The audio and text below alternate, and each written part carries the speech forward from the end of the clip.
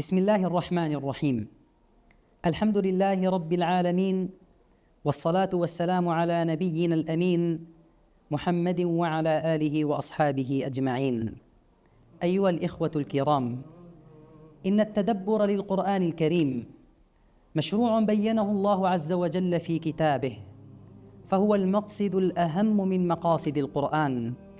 فمن أراد أن يخشع قلبه وينشرح صدره ويتلذذ بكلام ربه فلا غنى له عن التفكر والتمعن والتدبر لآيات الله الكريمات. وانطلاقا من هذا المعنى، فقد أطلقت مؤسسة أئمة الهدى مسابقتها القرآنية الأولى في الشمال السوري المحرر، مستهدفة بها حفاظ كتاب الله عز وجل، تحت عنوان بلسان عربي مبين. إذ تشتمل هذه الآية على المعاني الثلاثة المتعلقة بأهداف المسابقة. فقوله بلسان أخذنا من هذا معنى الحفظ والإتقان، وقوله عربي أخذنا منه النحو والإعراب، وقوله مبين أخذنا منه التفسير الذي هو الكشف والبيان.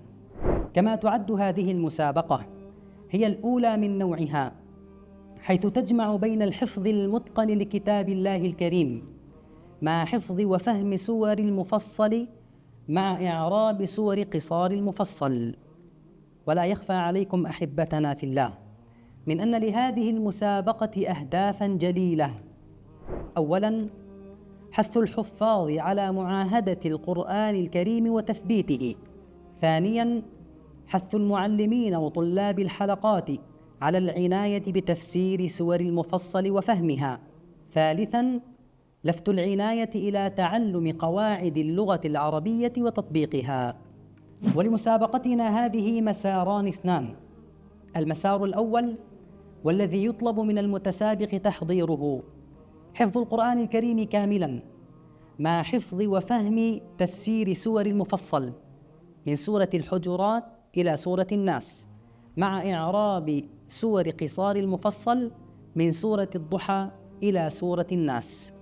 أما المسار الثاني فيطلب من المتسابق حفظ 15 جزءا من القرآن الكريم، ولا حرج إن كان من النصف الأول أو الثاني، مع حفظ تفسير سور المفصل وفهمها من سورة الحجرات إلى سورة الناس، مع إعراب سور قصار المفصل من سورة الضحى إلى سورة الناس.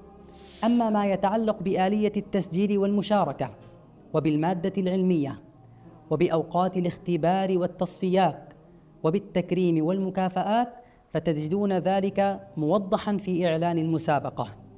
نسأل الله العظيم الجليل أن يوفقنا وإياكم لخدمة كتابه والعناية به. ومن هذا المنبر ندعو جميع حفاظ كتاب الله تعالى في الشمال السوري المحرر إلى المشاركة في هذه المسابقة المباركة، واغتنام أوقات العطلة الصيفية في المراجعة والتثبيت والتدبر، وفي ذلك فليتنافس المتنافسون. والسلام عليكم ورحمة الله وبركاته. بلسان عربي